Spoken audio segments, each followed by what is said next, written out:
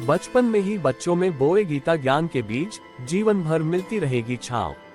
बच्चों को श्रीमद् भगवद गीता के कुछ श्लोक बचपन से ही सुनाना और समझाना बहुत जरूरी है, क्योंकि इससे न केवल उनका चरित्र मजबूत होता है, बल्कि वे जीवन के उतार चढ़ाव में संतुलित रहना भी सीखते हैं। वीडियो पसंद आया तो चैनल को सब्सक्राइब जरूर करें।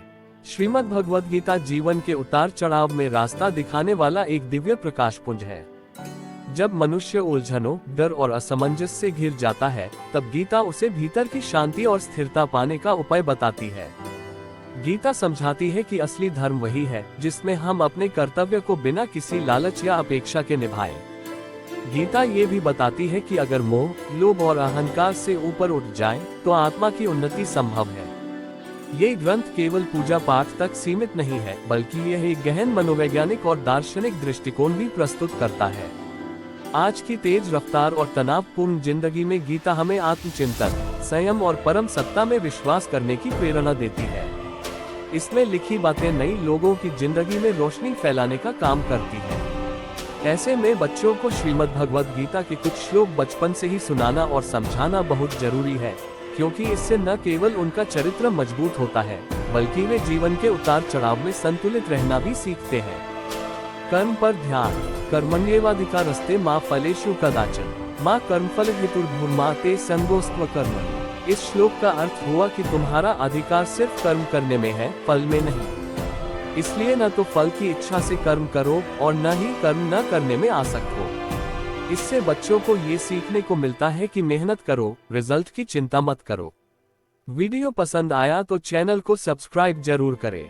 संभाव सुख दुखे समे कृत्वा लाभालाभो जयाज्यो ततो युधाय युज्यस्व न पापम वाप्स्यसि। इस श्लोक के माध्यम से भगवान श्री कृष्ण कहना चाहते हैं कि सुख दुख, लाभ हानि और जीत हार में संभाव रखो और अपने कर्तव्य को निभाओ।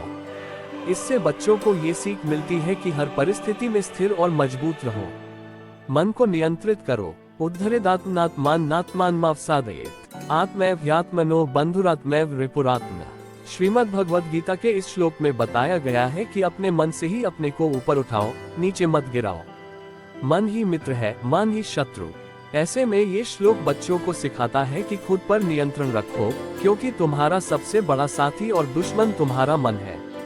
मोह को समाप्त करने का सरल मार्ग अपनाए भगवान श्री कृष्ण के ये संदेश।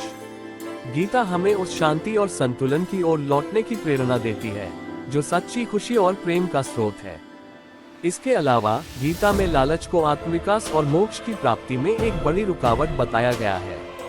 भगवद गीता में मोह का त्याग करने के लिए भगवान श्री कृष्ण ने कई महत्वपूर्ण उपदेश दिए हैं। वीडियो पसंद आया तो चैनल को सब्सक्राइब जरूर करें। श्रीमद् भगवद गीता सिर्फ एक धार्मिक ग्रंथ नहीं, बल्कि जीवन को समझने और जीने का एक अद्भुत मार्गदर्शन है। ये हमें सिखाती है कि जीवन के कठिन समय में भी बिना किसी स्वार्थ के कर्म करना चाहिए और इसके परिणाम की चिंता नहीं करनी चाहिए। गीता का संदेश निष्काम कर्म, आत्मज्ञान और ईश्वर में विश्वास है। आज का मानव बाहरी दुनिया में इतना उलझा हुआ है कि वह अपनी आंतरिक शांति खो बैठा है। गीता हमें उस शांति और संतुलन की ओर लौटने की प्रेरणा देती है, जो सच्ची खुशी और प्रेम का स्रोत है। इसके अलावा गीता में लालच को आत्मविकास और मोक्ष की प्राप्ति में एक बड़ी रुकावट बताया गया है। भगवद गीता में मोह का त्याग करने के लिए भगवान श्री कृष्ण ने कई महत्वपूर्ण उपदेश दिए हैं। मोह का अर्थ है भावनाओं या पदार्थों के प्रति अत्यधिक लगाव, जो व्यक्ति को अपने लक्ष्य से भटकाता है। गीता में भगवान ने इसे न केवल मानसिक विकार, बल्कि आत्मज्ञान की राह में सबसे बड़ी बाधा माना है।